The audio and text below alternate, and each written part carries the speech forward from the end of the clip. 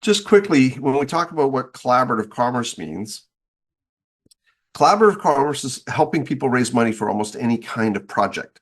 So that could be a philanthropic or charitable project, like we take to market with our fundraiser brand.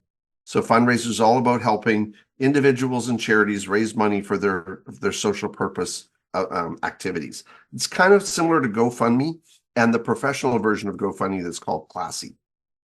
And we have another brand, same platform, slightly different application of the same technology, called Crowdfunder.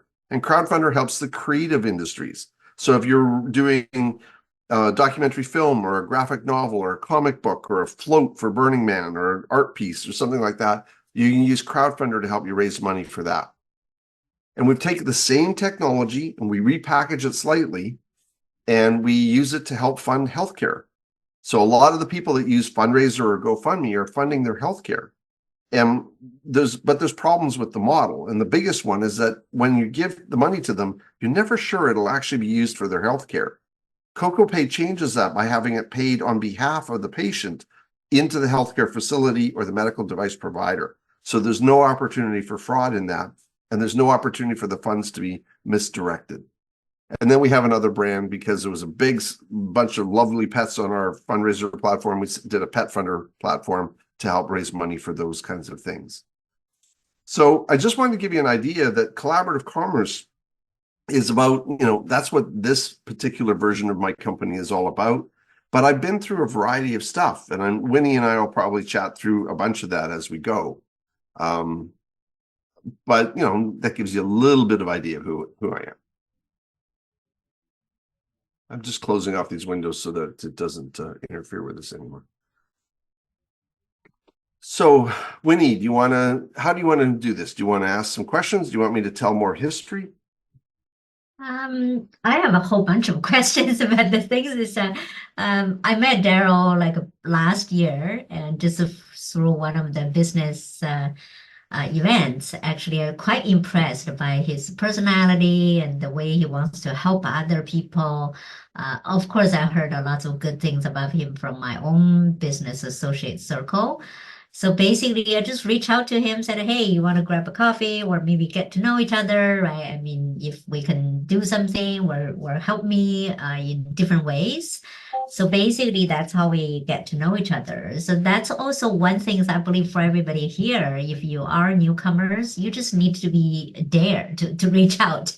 Mm-hmm. Even I feel as Daryl is like a in the pedestal, and I just start our foundation like a year, and I feel as I know nothing about nonprofit, but still I drum up all the courage to go to meet him and just say, can you help and can you share some knowledge to basically to teach me.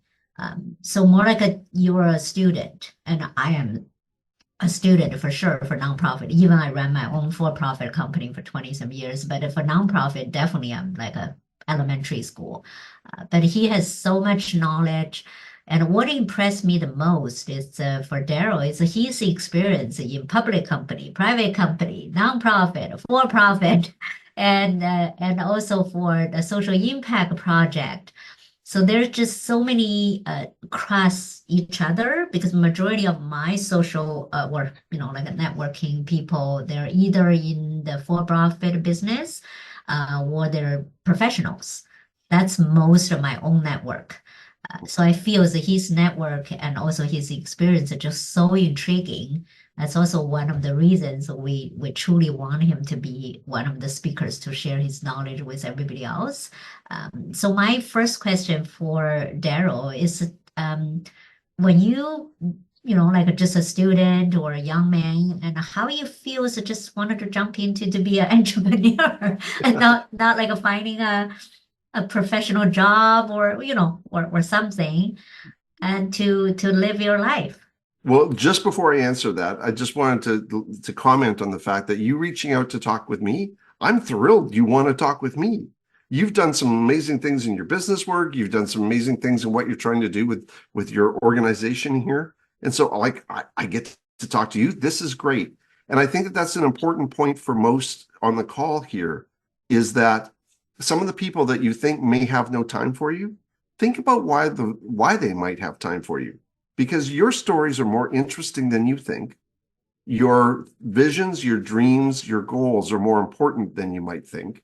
Mhm. And a lot of entrepreneurs who've been through the entrepreneurial story appreciate your courage. They're going, great, thank you for asking. Because I like to help. It gives me an opportunity to help. I don't want to inject myself into your life otherwise. But if I can help you, that's really, it feels good for me. I like giving back. But Winnie's question is, how did I decide to be an entrepreneur? And my glib answer to that is that I felt I was unemployable, because one of the things that happened was I was pretty good in high school. I did pretty well in high school, and I could kind of mail it in. I didn't have to work really hard in high school. So when I got into university, all of a sudden I learned what work looked like. Now, it's not that I didn't have a work ethic, and this is hard maybe to kind of rationalize, but I didn't know how to do some of the work that I needed to do to work out well in the university environment. So while I started into the University of Victoria thinking I would take a computer science degree because I taught myself how to program. Now, that doesn't sound like a big deal these days, but in the 1970s, you had to steal computing time at the university because nobody else had a personal computer. That was the first years that things like the Commodore PET and the Apple II computer were released. So a friend bought a Commodore PET. I taught myself how to program. So when I got to university, I went, well, I already know this stuff. And I had a bit of an attitude around it. And so I didn't do very well in my classes because I wasn't open to learning properly from the groups that could teach me some stuff. And I had a little bit of an arrogance on my shoulder because I was also running the first retail computer store in Victoria. I'd gone in to volunteer and work out as an assistant, ended up managing the store at 19 years old. And loving it, having a great time selling Apple computers because this was cool, it was exciting, it was brand new stuff. People were loving what we were doing. I think I sold $1 million of apples to the provincial government at 19 years old. But I ended up dropping out of university because I couldn't hack it. And so I ended up staying and working in industry. And the challenge with that was that I didn't feel like I had credentials. I didn't feel like I actually had anything that said I knew anything about what I was talking about. And so I compensated for that by working very hard and trying to work very smart. And sometimes, probably now in retrospect, taking more risks about the kind of work that I was doing than I would have thought. I was recruited to come to Vancouver from Victoria. A fella came into the computer store and saw that I knew a whole lot and said, why don't I offer you a job? We're starting up a distributor in Vancouver.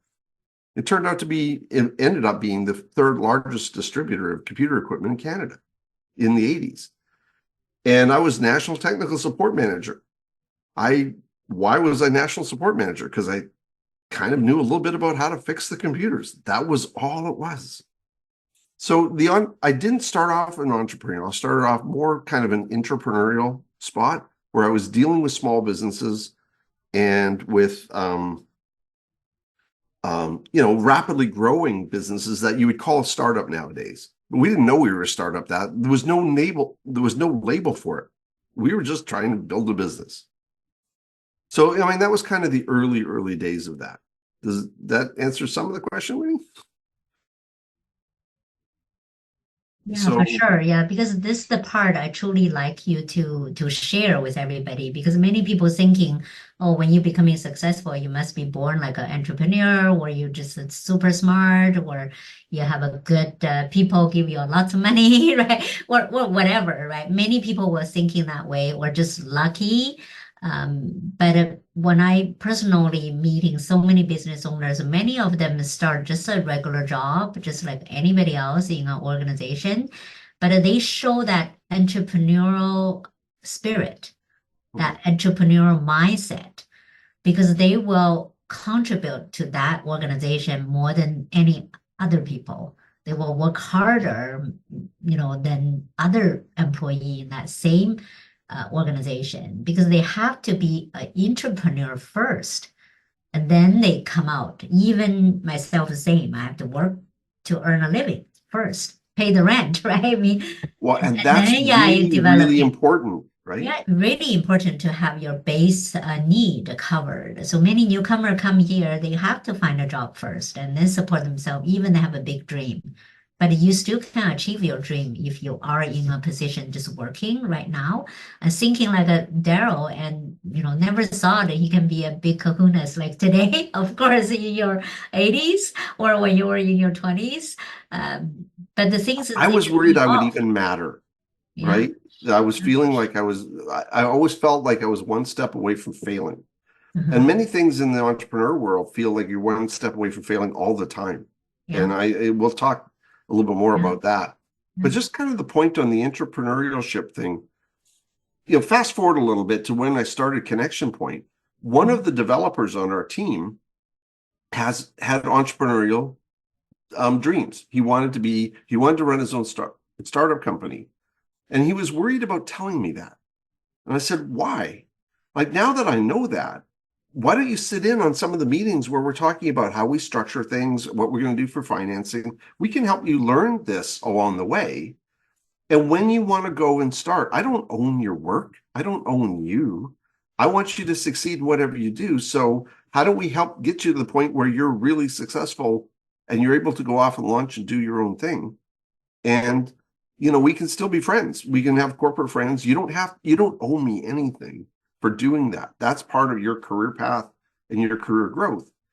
And this funny side effect of that is that he stayed with me longer because it was a great place to learn. So I got more quality work out of an excellent developer for, probably, I think, about 2 extra years because he didn't feel like he had to leave in order to learn what he needed to do to be an entrepreneur.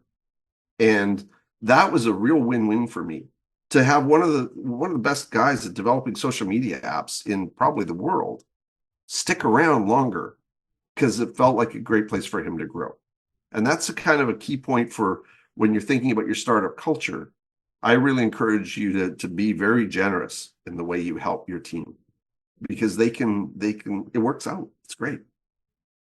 Yeah, that's exactly how any company should start their culture first because your heart in the right place and you're actually developing people. Even they just work for you a couple of years, they move on, but you're happy for them. You're the biggest cheerleader for them because you will never know. They probably bring another 10 clients for you in the future, right? So even from a selfish perspective, you should do that. But how you really leading your team? Because nowadays there are people looking for either employment position or looking for a team to join. How they can research or probably know that team's culture? And do you have any suggestions for people to check it out? Knowing culture is really a difficult thing because there's a lot of greenwashing and pinkwashing going on. Oh, we're this company, we care for our employees, we do whatever. And then the first, strong wind comes and all those ideas fall over and they don't take care of their people. And the tech industry just did this. They're hiring right up in the moment until they laid off 30% of their people. That's not very respectful in my book. Now, sometimes it's needed, and sometimes it's the model of investment that comes with the angels and the VCs and others. But I think culture starts right at the beginning. And if you really want to know what the culture of your company is, look in the mirror because it will emulate you. All the good bits and the bad bits of who you are will become your company culture. And that means that's not a death sentence or penalty at all. It's actually a wonderful opportunity to look at who you are and how do you want to evolve your personality and your personal culture, because that'll start showing up in your business. And so, for example, we focus a lot on, we have some buzzwords that we use around it is be generous. It's part of the fundamental part of what we do. And we talk about that in terms of our policy when we're talking to customer. If they're saying, hey, we need a refund, this is wrong, it's absolutely, sure, no problem. We do it right away. Don't worry about it. Like, don't even concern that we're having to give back $1,000 in a tip or something like that, because it's way more important for us to be generous because we're in a generosity driven space. It has to match. And we can't feel bad about it. We actually need to feel good about it. So that's an example of it. We talk about openness and transparency. You'll find that I probably overshare a lot because we focus a lot on being transparent. And one of the reasons I focus on transparency is because it builds trust. I don't have a hidden agenda when it's all laid out there. And as a result, my team, I think, trusts me a whole lot in what we do because they know I'm not going to pull something on them because it just doesn't actually compute. It doesn't fit with the way we operate. And so that's really kind of important. I don't know if anybody here is a fan of the Ted Lasso show, but that show in my mind has done an exemplary job of showing what leadership in a high performance culture can look like. And one of the things that Ted did is that it was brought out by the reporter who was covering them and writing a book about them. He said, "You've done something incredible. You've helped each person understand how their strengths and what they do best. And you got them to trust each other, and the rest worked itself out." And that, I think, is the essence of high performance leadership these days, is you've got people that have skills. Help them be the biggest and best version of that they can be. Get them to work together, and you'll create great results. You can't help it almost because people really, really want to try for you then because they want to try for themselves. That was a long monologue. Sorry. No, because that's a totally echo with what we believe. That's why the speakers we invite on this platform, we have to be like-minded people. Otherwise, they number one, they don't want to help. And number two, even they wanted to help, they wanted to share the story, we wouldn't want them to be here. And so basically, in either ways, you have to be, you have to be completely have the similar type of value to creating your companies. I truly believe as a leader, you creating that trust, that's number one. If people don't trust you, don't feel you care for them, you're truly thinking the best interest for them, who wants to be influenced? Who wants to be lead, right? I mean, nobody is stupid here, right? Well, So and that's Carlos's basically, question is actually very much on this topic. So yeah. Carlos just asked the question, if I can pull it up. Mhm. What was the most challenging stage when you started your business, and what suggestion would you have given yourself to that years ago? The biggest challenge, I think, in starting the business was finding people that wanted to work with me, that would trust me enough of where we wanted to go, and would put up with the uncertainty of what a startup would look like, and especially the fact that we didn't have enough money ever to do the things that we wanted to do properly.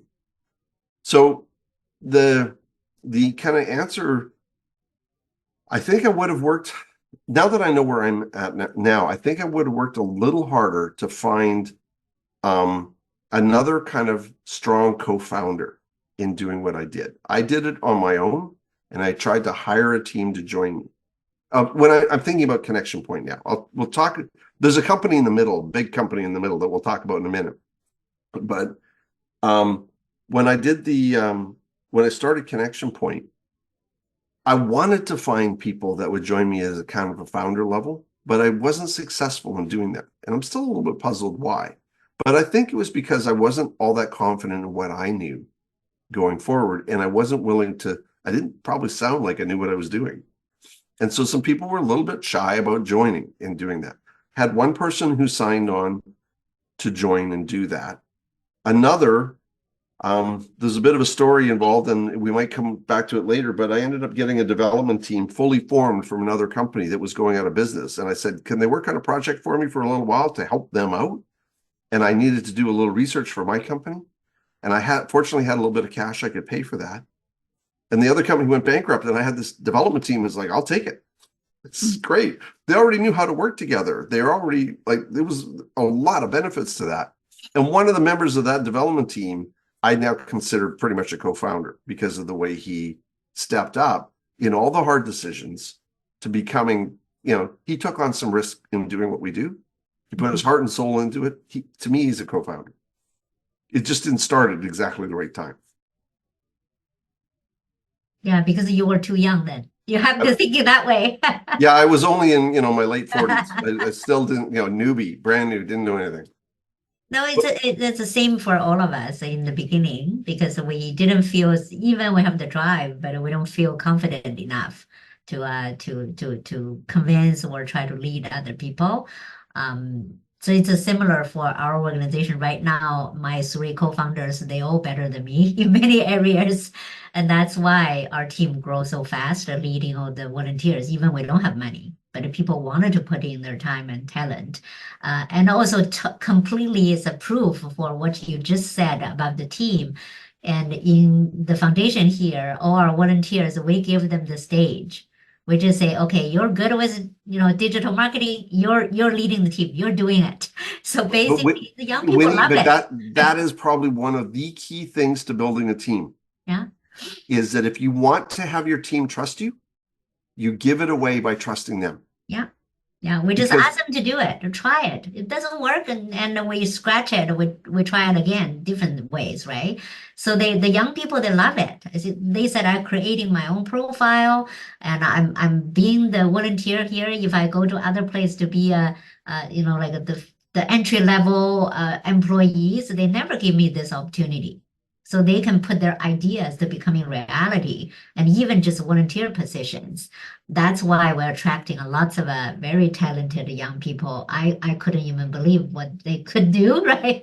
For my age, of course, I feel they're all genius in the first place. if I could just circle back to Carlos's question for one more sec, Carlos. So Yeah. I think if I summarized it, I would have said that I would have worked harder at building a co-founder group. I'm a strong independent guy. I wanted to kind of do it on my own for a while. I didn't necessarily trust that I could manage the dynamics of having strong co-founders. And I think I would have encouraged myself to step up and tackle that problem more than I did. Because it's really hard to start a business. You need the skill sets of multiple people. And you need somebody to have a good day when you're having a bad day so that when you have a good day, you can help them have a bad day. Because otherwise, you have a roller coaster in your business emotionally. I think, is it Anne has her hand up. Is It's that for a Anne. question? Yes, thank you. No, it's not a question. I wanted to add something to the thing Winnie said for us volunteers in the foundation. There's also something that is very important that Winnie did, or we all did. We value experience and we value the person that is volunteering for us. And I think to identify the value of a person, of an individual, not your credentials, not your degree, not your, hey, are you a newcomer or do you have Canadian experience? I think this is one of the important things that I learned. And this was kind of an icebreaker for me when I was so frustrated at the time to get to know the culture and try to adapt, to have this experience again that someone valued me as a person. Mm-hmm. Yeah, thank you for that. That's actually a really important thing. I hire in a perhaps a quite a bit different way, in that I don't worry about whether or not you've actually had too much experience in doing this before, or whether or not you have credentials. I'm really awful at looking at credentials. So if you come in and say, hey, I got all this education experience, if that's all you're leaning on, I would tend to disqualify you as a candidate, because we're in a perpetual learning environment. What I want to see is how well you learn, how well you adapt, how well you are willing to put yourself into the problem and take accountability for the result. And some of my best hires have been on a gut feel, watching the way somebody responded to a couple of questions. And I made a job offer. I bumped somebody to the front of the line, made a job offer standing in line at a coffee shop over the phone. I phoned them up and said, we hadn't even talked money yet. I said, do you want the job? She said, yes. We finally decided we should probably figure out how we're going to pay her. Because the person, incredible talent, incredible willingness to go forward, She didn't do anything like what we do before. She trained sea animals in a show, and she was a scuba diver, and she's a writer, and like none of the initial criteria she had matched the job position at all. And she's turned out to be excellent. And it's because of her accountability and willing to work in it. That's so, if I paraphrase Anne, I'd say, look at the person in front of you. Who are they? What do they want to do? What's their aspiration? How can you help them get there? And then jobs show up. And if they take them on and they're accountable and they're willing to run it, they have all the traits they need to be successful. So to summarize, Carlos said, people was a key factor instead of the idea itself, even if you have the skill set. Yeah, there's ideas are a dime a dozen. They're going to go through a lot of evolution, and you need to not be too attached to your idea because it may not survive contact with the market. But the skill sets you build will help you determine how to adjust it or move on so that you can have a successful business. The more you talk about your customer and the less you talk about your product, the more I think you're going to be successful. Who are you helping? Not what are you doing for them or what are you giving them? Better mousetrap? Not a good idea. Better at like customers who have rodent problems, you can help them. That's a much better way to think about it. And so now we have so many business owners in my business. I think Jose has something. Oh, Jose? Okay, go ahead. Yes. Hi, Jose Santos. Question about whether to start on the side or full time. So, because especially at the moment you're starting something from scratch, there is nothing, there is no revenue, right? But you need to sustain yourself, right? So, what are your thoughts about people starting on the side, or whether you have to get the initial investment to start full time? It varies. And first off, you have to eat. You have to take care of your life. So how can you do that along the way?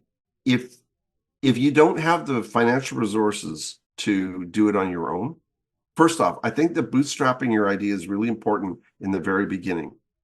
Going for an initial investment is very, very hard on your business because it is the most expensive money you'll ever take in your whole life. The shares that you give away first in your company. And, the more that you don't have to do that, and hopefully never have to do that, because we don't have to play this investor's game. It's hard. You end up with multiple games within a game in order to get your business to run. If you don't have to play the investor game, it's a good thing. But if you need it to scale, at some point you've done the work. So I guess I would recommend you do it off the side of your desk until you have the idea developed enough that you know that customers may want this.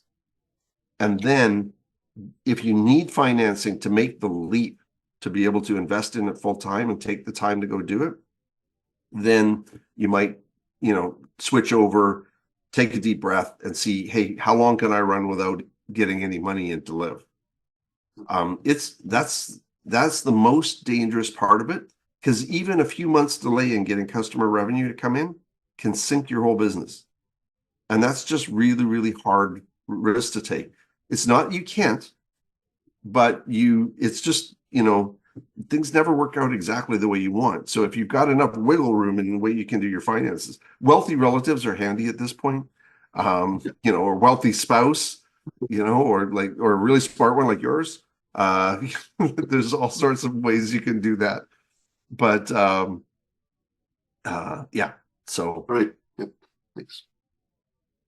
Yeah, so depending on what type of a business you are, because I'm in my company, I deal with over 200 of them. Some of them, they just jump into both feet because they already save up some money, can last them 6 months to a year to live.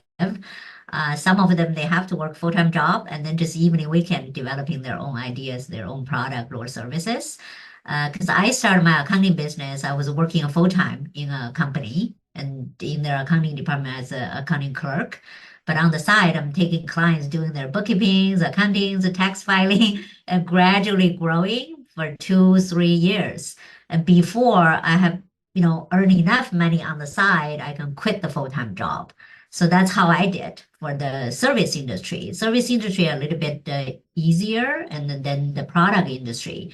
But if you're thinking you're developing a software as an app, or you need to developing a protocol of a product, that's even, I think you probably need more money to actually start, right? So as a service industry, I basically just need a computer. I can do my accounting work. I'm fine. So the cost really low. It's different than if you needed to produce hire factory to make your stuff and then to sell them. So you really need to think deeply for the initial money. Of course, if you have a partners, they wanted to put in lots of money, and that's another things. But normally partners, you have to thinking about the partner agreement and make sure you're fair, right? I mean, otherwise later on, break up the partnership just like a divorce. It's hurting everyone. And I saw some of my clients, the partnership break up in last 20, 30 years of my business, and it's a heart-wrenching. I love both of them. I love their business. Their business grows so fast, so good. And then they just boom, becoming zero. They hire 30 people when they're really, good. And eventually the partnership break and the whole company falling apart. So I saw that happen several times in my own client base. And so just thinking hard for newcomers, I would encourage you at least to pay your bills first. I mean, make sure you're okay to eat and have a roof over your head, right? And then not developing your ideas and not, if you don't have the finance backing, don't jump in both feet for the beginning. And if maybe I can give you a little bit more, like, let me fill in the hole in between the two companies there. So I was working at the computer distributor over here. I continued to do software development on the side, just as Winnie suggested. And I ended up doing some consulting projects and things like that. It's really important that the work you're doing is not conflicting with the thing that's paying your bills, because you don't want to be out of integrity with that. There shouldn't be any doubt that the customer that comes to you was originally a customer for the company, and that you can't do that. But so I was doing that, and I ended up having a car accident, a major car accident, just about got killed. And I ended up with a pretty severe concussion. And that concussion kicked me out of doing some of the things that I was doing at the time. And I ended up kind of going back to consulting because I didn't feel like I was actually being very good as an employee. I was having days when I couldn't work, and there was a lot of challenges with that. So becoming a consultant gave me some of the skills and the flexibility around the type of work that I did that enabled me to make it work. Now, I ended up having a fellow who had worked with me at the computer store in Victoria come and join me as a consultant, and we started to turn it into more of a business for consulting. And we ended up doing some great software development for BC Gas Utility and things like that.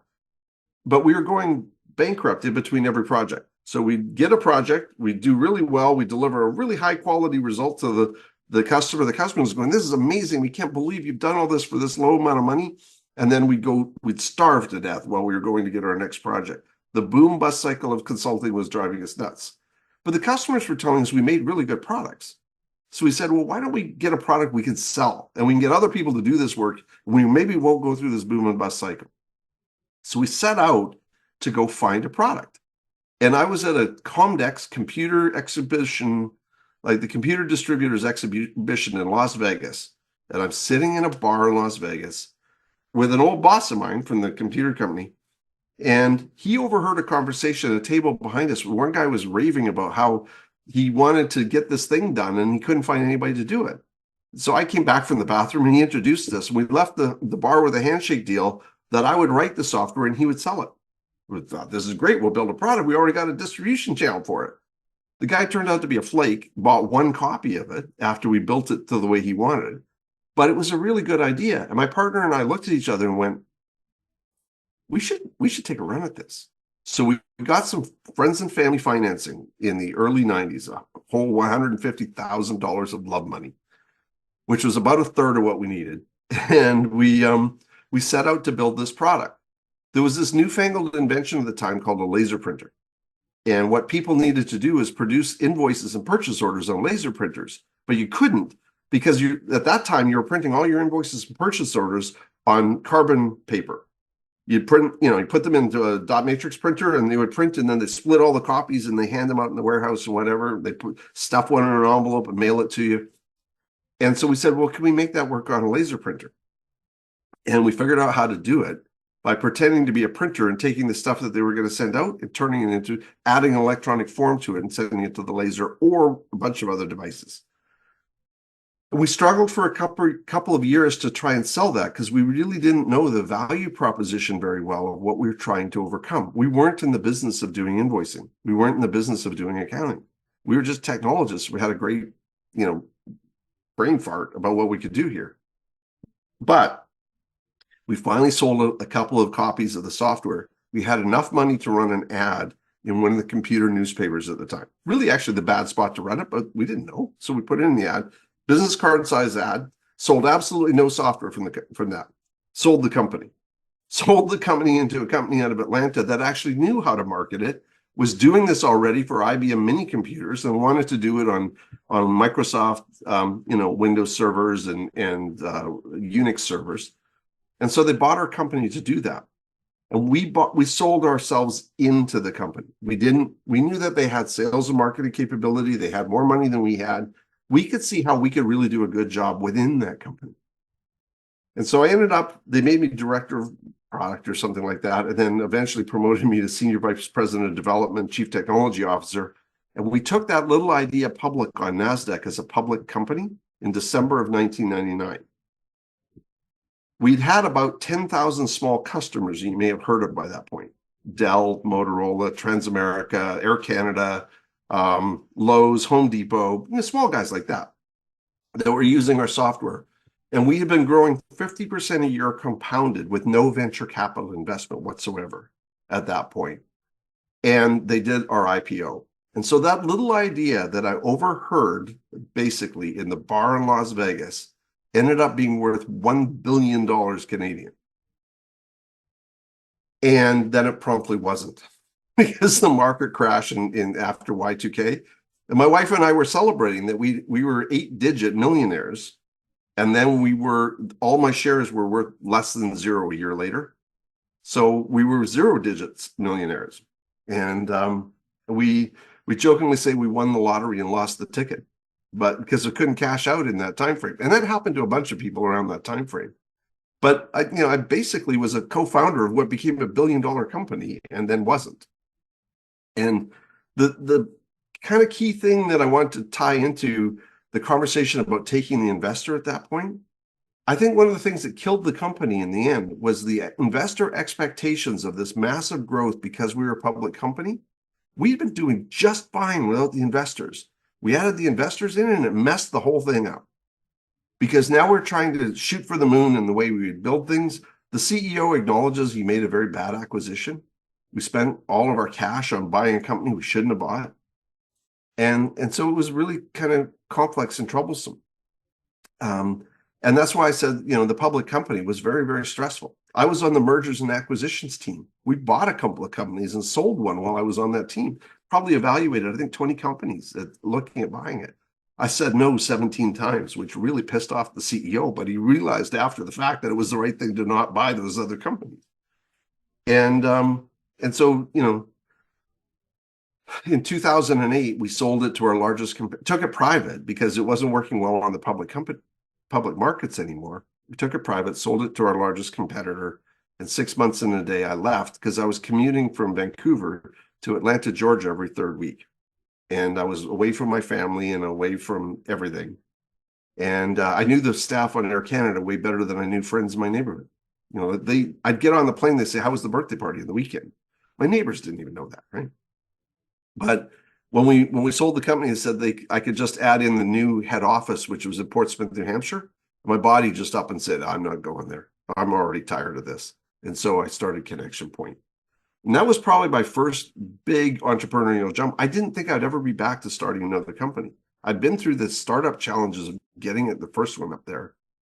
And then, it kind of worked. And it was a great job for a long time. And it had a potentially good payout, but it didn't. But, I learned a ton along the way, but it was really challenging and hard on my health. And that's kind of an important lesson for everybody. Is sounds all romantic, and the internals of it was, wow, you've seen, Kardashians fight with each other. That's what the board meetings look like, ranting and raving and that craziness, because a lot of money was on the line, millions of dollars was on the line. So that was a long monologue, but hopefully that gives you some idea of the whole in between. I'm working at a computer distributor as the national support manager.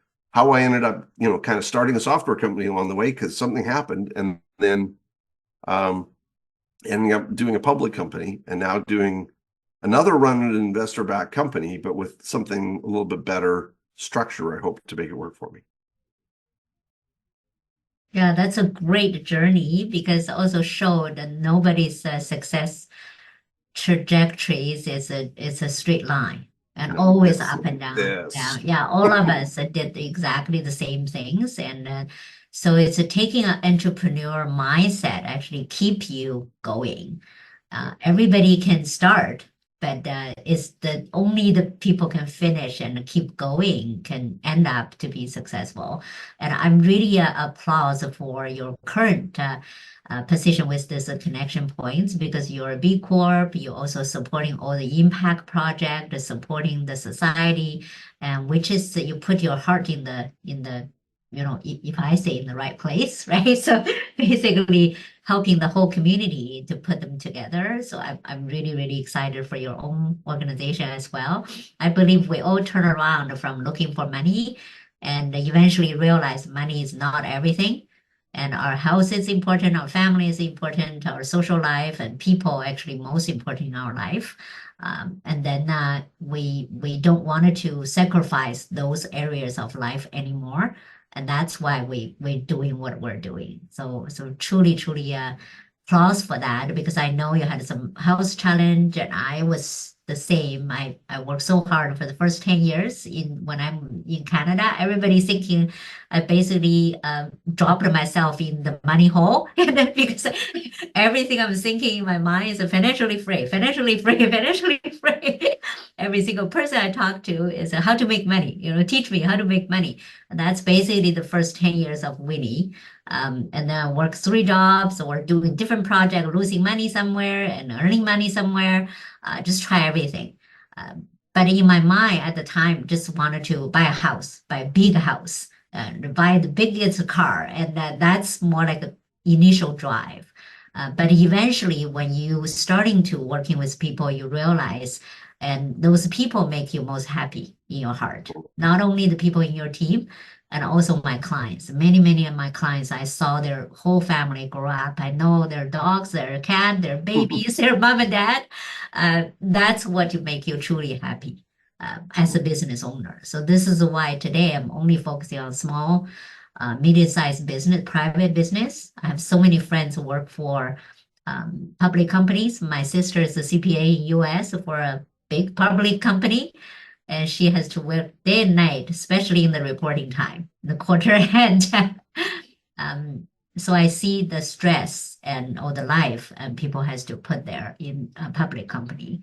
So I'm hoping in our organization and your organization, we can team up to help more people in this country. They can becoming successful in their own sense, because I believe giving you more happiness and more zest when you see other people very successful. Make Well, more fun. it is. And, one of the things I want to make sure of is that we start having more basically ideas that work isn't a 4-letter word, that it's a swear word, that you have to go, I work and then I separate my work and my life. Can we actually blend them a little bit more? My team has very, very, very flexible time policy. It shows up really funny. We'll have a new employee start, and a few weeks later, I'll usually get on Thursday afternoon, I just have to go to the doctor for a little bit. And I'll say to them, why are we having this conversation? And they're going, well, because I'm going, no, you don't need my permission to go. You work really, really hard. Will be productive parts of the day and not productive parts of the way. I'm not worried about your time. I'm worried about your quality of your work and the type of work that you're doing. So do it on your own time. Part of that is because I work best at midnight, actually. If I'm writing something, I work way better between midnight and 2 than I work all day long.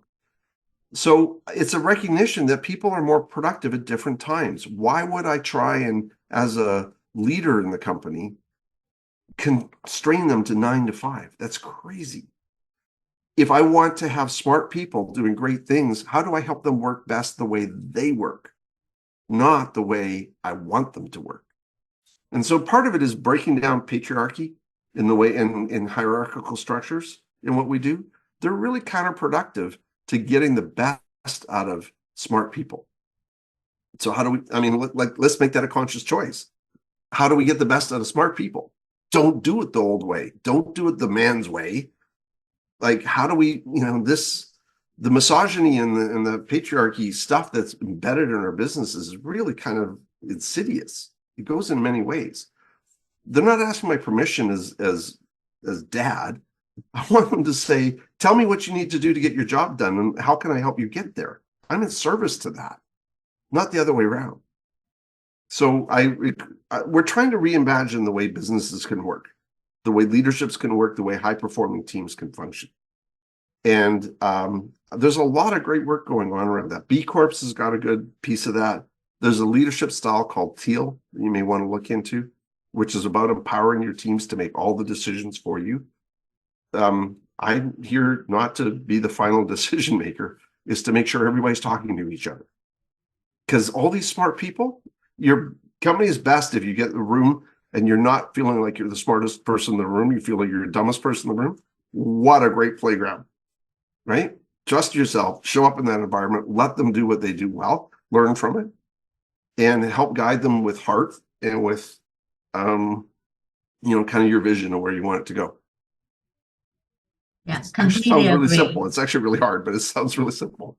Yeah, it's really, really simple. You just respect everybody and treat them with how to say, dignities, and give them the freedom to be themselves. And you see, like, I have an accounting business, and Daryl has a software. You can say it's more like a software areas business, and we run exactly the same way. All my staff, they don't need to report to me when they work, when they don't work. They need to take their dog for a walk or take their kids to see doctors or whatever. And we only want the result. You give your client the best service, that's what we're looking for. And Right. you use your best creativities to get the job done. That's why we trust all our staff, and they keep track of everything by themselves. They dealing with the customers, our clients. Our clients are happy in that way because they developed that entrepreneurial mindset. They're accountable. So the number one things in my company hiring people, number one character is accountability. That's we always are. If you don't have accountability, our team don't need you. So not how much degrees you have in accounting or how many certificates you have. That's definitely secondary. The number one is accountability. Then number two, we're looking for innovative, independent thinker. So you're not just a yes man, yes boss, yes, CEO, but you are the one creatively thinking the best way to serve your customer. So every single employee in our company, we tell them, you treat our company as your first customer, how you're going to serve them. And the same, we treat you as our team, our family member, how we're going to help you. Exactly the same way.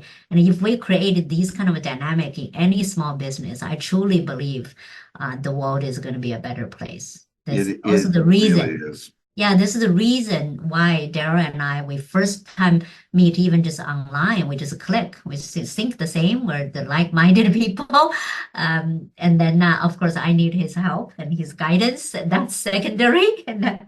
But our time is up, and we give Rebecca a little bit of time to do the closing remark. But thank you, Daryl, so much. And there's so much to share. We definitely want to invite you back to as a panel, because we're creating a panel discussion later in this year. So I'm hoping you can be one of the panels to share your Oh, of course.